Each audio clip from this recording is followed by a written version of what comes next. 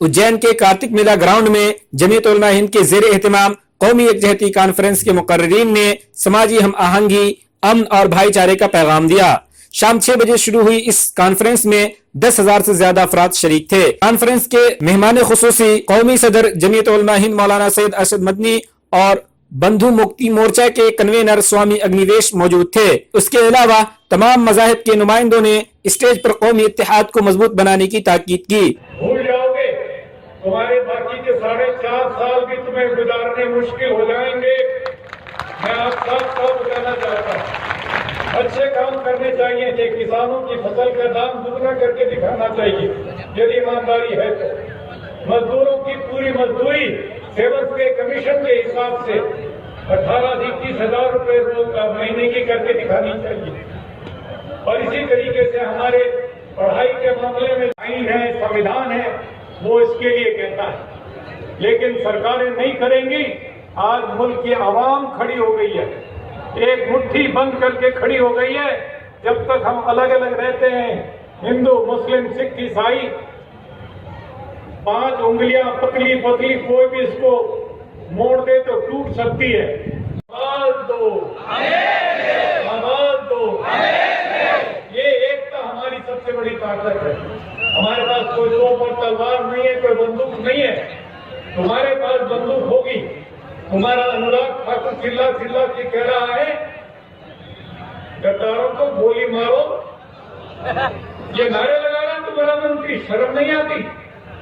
उसको क्यों नहीं निकालते कैबिनेट से? क्यों नहीं निकालते उसको? खारिज करते वो सारा भड़कावा गोली चलाने के लिए, और उसके भड़काने की वजह से तीसरे दिन वहाँ गोली चलती, जामिया के सामने चलती है, शाहीन बाग में गोली चलती है। ये सब तुम्हारे मंत्रियों के करतूत है। तुम्हारा प्रवेश वर्मा कह रहा है शाहीन बाग के लोग जो हैं तुम्हारे घरों में चुपचाप बैठे हुए।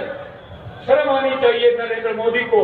इस प्रकार की बात करने वालों को कान पकड़ करके निकालना चाहिए। लेकिन ऐसा आप नहीं कर रहे, इसका मतलब कहीं न कहीं आपकी मंजूरी है इस बात पे, कहीं न कहीं आप भी इसकी तारीफ कर रहे हैं। तभी उनको हिम्मत पड़ रही सब बातें करने की। हिंसा भड़का रहे हैं, वो गोली चला रहे हैं, लाठी चला रहे हैं, नफरत फैला रहे हैं। और हमने भी फैसला किया, आपका भी फैसला है, वो नफरत फैलाएंगे गांव के। अब अंधेरा जीत लेंगे लोग मेरे गांव के। अब अंधेरे की ताकतों को हमने शिकस्त देनी है। और आज के दिन के लिए दुष्यंत कुमार ने कहा था, अगर हो सके तो आप कोई शम्मा जलाइए। या आपने शम्मा जलाई। मैं आप लोगों से भी कहना चाहता हूँ, इस्लाम के मानने वालों से भी कहना चाहता हूँ, बड़े अदब से कहना चाहता हूँ, मेरी बात का बुरा मत मानिएगा। और जिस हाली पानीपति की बात कह रहे थे राम मोहन राय जी, चल रहे कि नहीं चल रहे? अगर हो सके तो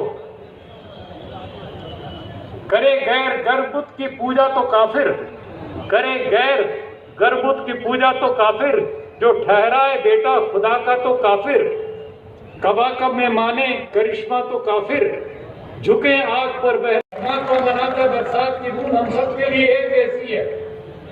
हमारे बीच में तोड़ने की दीवार खड़ी करने की कोई कोशिश करेगा, इसकी इजाजत नहीं दी जाएगी।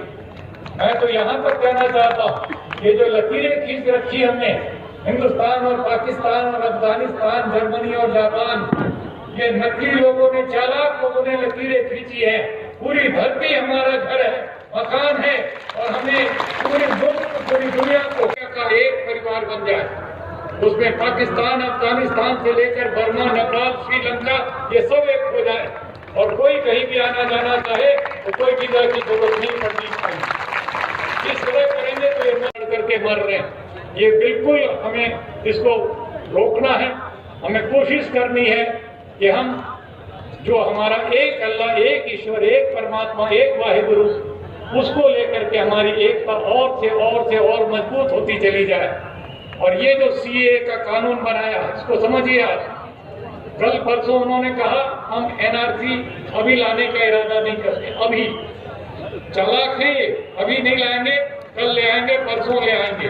हमें इनकी बातों पर यकीन नहीं है, क्योंकि उसी पार्लियामेंट में खड़े होकर के अमित शाह ने ये कहा था की क्रोनोलॉजी है, एक के बाद एक।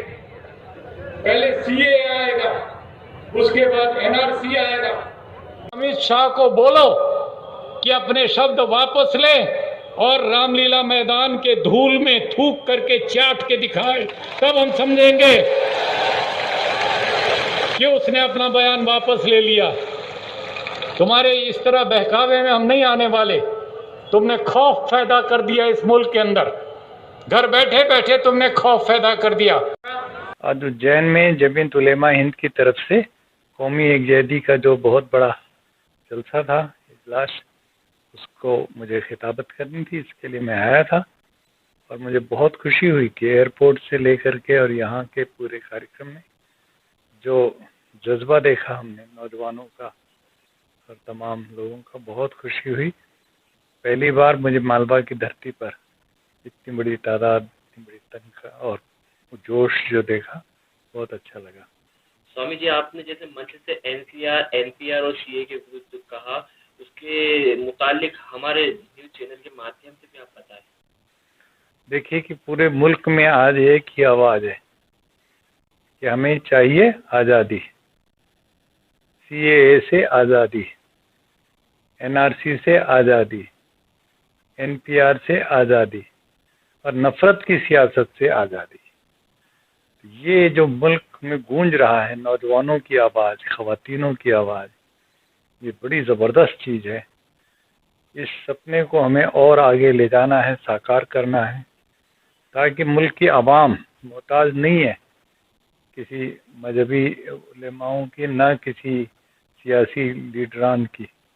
आज आवाम खुद, नौजवान खुद, ख़वातीन खुद आगे आ गए हैं, सड़कों पर आ गए हैं और इतने शांतिपूर्ण तरीके से, बिना कोई किसी तरह की कोई हथियार और कुछ किए, गाली गलौज भी नहीं, बहुत प्यार से लोग अपनी ताकत दिखा रहे हैं सड़कों पर और कुर्बानियाँ दे रहे हैं। मैं समझता हूँ ये मुल्क में पहली बार 70 साल की आज़ादी के बाद या संविधान के बाद ये साबित हो रहा है कि हम सब एक हैं।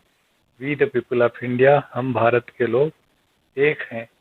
ये पहली बार गणतंत्र, प्रजातंत्र जिसको हम कहते हैं, वो साकार होता हुआ दिखाई पड़ रहा है। मुझे बहुत अच्छा लग रहा है कि इन काले कानूनों के खिलाफ ही सही, लेकिन आज मुल्क में एक जागरण की वेला आ गई। स्वामी जी, आप अपने आपका भी एक संगठन है, आप उस संगठन के माध्यम से कोई आंदोलन कर रहे हैं या हो रहा है आपके संग? नहीं, हमारा पूरा आर्य समाज का भी संगठन है, बंधुआ मुक्ति मोर्चे का भी है, सर्वधर्म संसद भी है। सब लोग मिल करके हम लोग काम कर रहे हैं। और अब हमने एक नई तंजीम शुरू की है, उसका नाम है वसुधैव कुटुंबकम, कि पूरी दुनिया जो है वो एक परिवार है। इंसानियत हमारा मजहब है और इसी को इस्लाम में कहा है अल खल्को अयालुल्लाह, ये सारा मखलूक जो है अल्लाह का कुनबा है।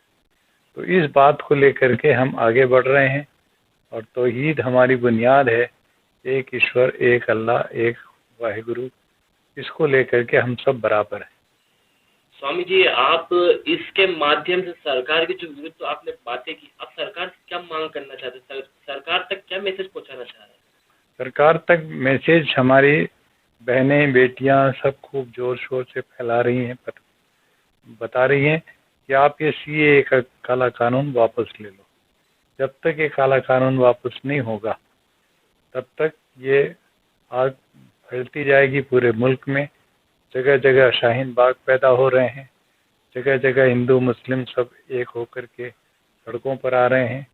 ये तेज़ी के साथ फैल रहा है और कल नहीं परसों वोट पड़ेंगे दिल्ली में, तो दिल्ली की आवाम भी बता देगी कि हमें नफरत की सियासत नामंजूर है। 11 तारीख के रिजल्ट से ये बिल्कुल साफ हो जाएगा। स्वामी जी, जैसे सरकार को तो आज नहीं तो कल पीछे हटना ही है, लेकिन स्वामी जी हम आपसे एक विशेष हमारे चैनल के माध्यम से एक सवाल पूछना चाहते हैं। मोदी जी ने जो कानून लागू किया वो सब अपनी जगह, लेकिन इसके अलावा देश में जो सद्भाव और आपसी स्वभाव जो बढ़ा और जो आपसी भाईचारा बढ़ा, उस पर आप क्या मैसेज दें? मुझे बहुत खुशी हो रही है। उन्होंने तो नफरत की एक आंधी चला करके मुसलमानों को टारगेट करके सोचा था हिंदू सब एक हो जाएंगे, लेकिन मैं अकेला नहीं, लाखों करोड़ों करोड़ों हिंदू, मुस्लिम, सिख, ईसाई, जैन, बौद्ध, बहाई सब एक हो गए। यही हमारे मुल्क की सबसे बड़ी ताकत है। हमने पाकिस्तान बना रहे थे, जब तकसीम हो रहा था तब भी एकजुटता गांधी जी के, मौलाना आज़ाद के नेतृत्व में किया, और आज फिर मोदी जी के तमाम भड़काऊ और नफरत के गलत बातें करने के बावजूद सारा मुल्क एकजुट हो रहा है। तो ये एक अच्छी बात हो रही है इस काले कानून के खिलाफ। स्वामी जी, जैसा आप देखने में आ रहा है मुल्क में दलित, मुस्लिम, जिसको सरकार अलग करना चाहती थी, दलित, मुस्लिम और भी दूसरे मजहब के लोग हैं जो एक होते जा रहे हैं, इस पे आप बताएं स्वामी जी। देखिए कि ये काले कानून से ठीक है कि मुसलमान काफ़ी आगे बढ़ करके विरोध कर रहे हैं, लेकिन जितना ये मुसलमानों के खिलाफ है उससे भी ज़्यादा गरीब तबका जितना भी है, दलित हैं, आदिवासी हैं, पिछड़ों में अति पिछड़े हैं, 50 करोड़ इस मुल्क में अनऑर्गेनाइज्ड लेबर है, उनके पास कोई रिकॉर्ड नहीं किसी तरीके का, माइग्रेंट लेबर है। तो उन सब के लिए एक बहुत बड़ी फजीयत होने वाली है, और किसी के ऊपर भी डाउटफुल का एक निशान लगा देता है तो उसके बाद उसको तो हज़ारों लाखों रुपए खर्च करने पर भी शायद नागरिकता नहीं मिलेगी। तो इसलिए आज हम लोगों को काले कानून के खिलाफ खड़ा होना चाहिए, और जो हमारा संविधान है वो हम सब हिंदू, मुस्लिम, सिख, ईसाई का सबसे बड़ा एक तरह से धर्म ग्रंथ है, धर्मशास्त्र है, इसको हमें स्वीकार करना पड़ेगा।